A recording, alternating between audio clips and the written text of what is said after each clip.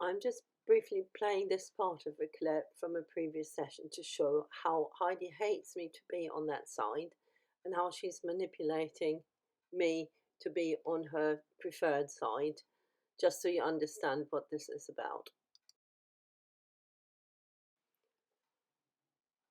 Hello, I just want to do a little voiceover for you here to explain what we're doing. Um, why am I long reining her today? Well, I want her to get used to me being in positions that she's not entirely comfortable with or that are a bit unusual for her. Because in the last free schooling sessions where we were doing the cones at Liberty, I noticed that she had very much a preferred side and couldn't bear me to be on what she considered to be the wrong side. So I think I need to get her used to me working with her from both sides. And in order to achieve that cooperation and to make her see that me being in unusual positions is not as horrible as it may seem, I think I have to confine a little bit so she can't do that little trick that she pulled on me in the last video, where like magic she suddenly manipulated me so that she was on the good side, or I was on her good side again. Um, the thing here is, I think you can see that she's quite uncomfortable with the whole situation, because I don't think that I have ever long reined her before like this. I can't remember. If I have, it's a long time ago. And I'm also not a dab hand at long reining myself, because I hardly ever do it. Here you can see that the other problem is that she's not used to being steered by the reins, because when I ride her, I only steer her with my body, so the reins are not used very much. And you can see how the horse is falling out on, through the shoulder with too much rein pull and nothing to actually guide the body. That was very nicely visible here. You can see it in all the bends that we do. I also try to be really light with my hands, as light as I can. A bit similar to how I hold the reins when I ride, but because she's sometimes pushing into the rein, going backwards and wrapping herself into them, obviously that effort is foiled a little bit by her.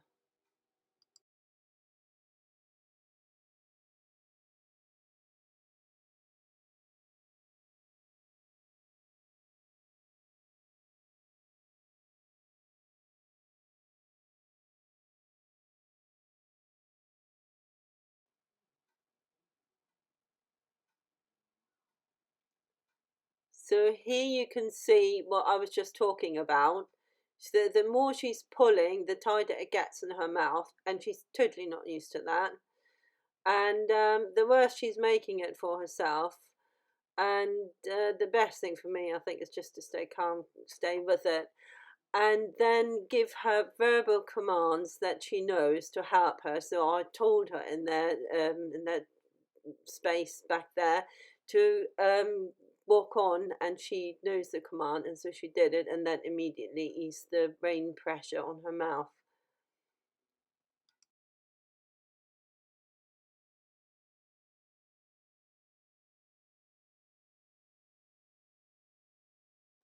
And here she's starting to relax a little bit into it, which is quite nice to see, because she can get very tense. She doesn't look like a horse to look at that gets its knickers in a twist, but boy, she can do.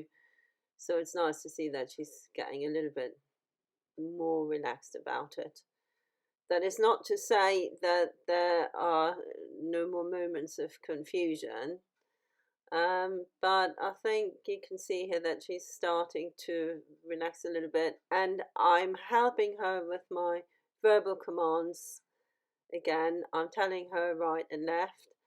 And I'm also starting to drive her a little bit more with my body positioning, which also helps. Obviously, that is not really possible when you're working against the fence, because you sometimes need to go sideways to the side of the horse a little bit to drive it effectively, which I can't do here now because there was a fence. So there's that reluctance again.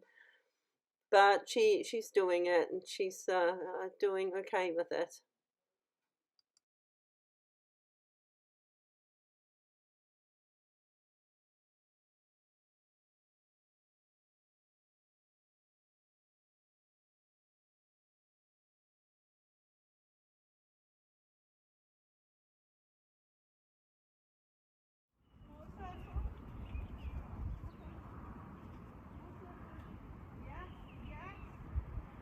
All these exercises are just for her to get used to me steering her like this with the reins and from behind.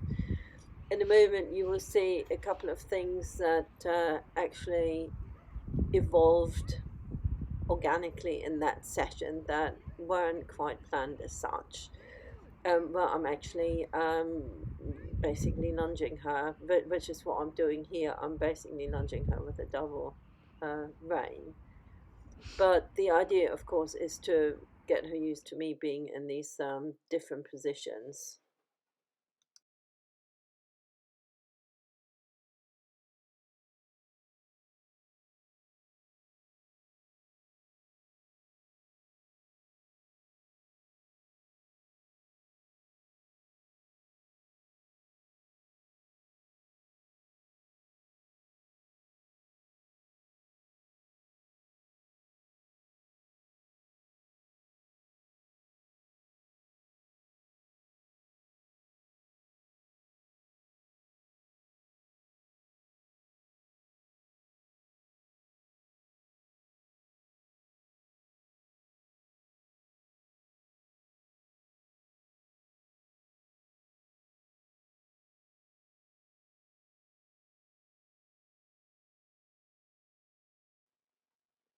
One of the nice things with the double lunge is that you can change the rein very easily, and of course that is very good for the steering. Also, if you want to do, for example, canter transitions or stuff like that. And I'm kind of practicing here now to have her go through the cones in preparation for the weaving that I want to do when I'm behind her.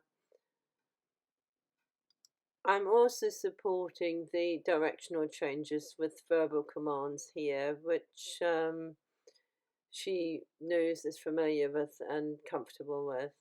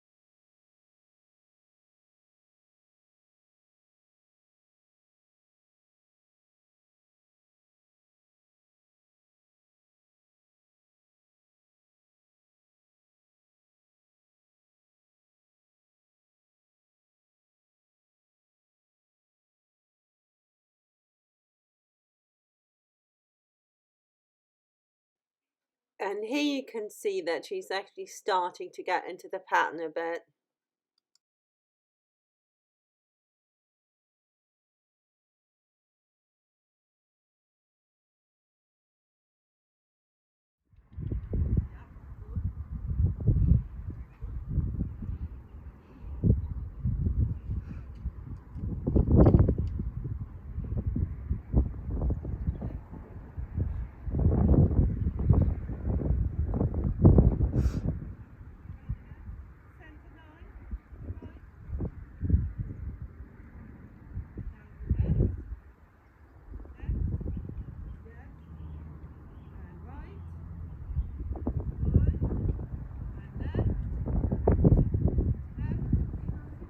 Here you can see that the approach is too steep, and with our ability to steer as we are at the moment, I couldn't get her to weave back into the pattern again.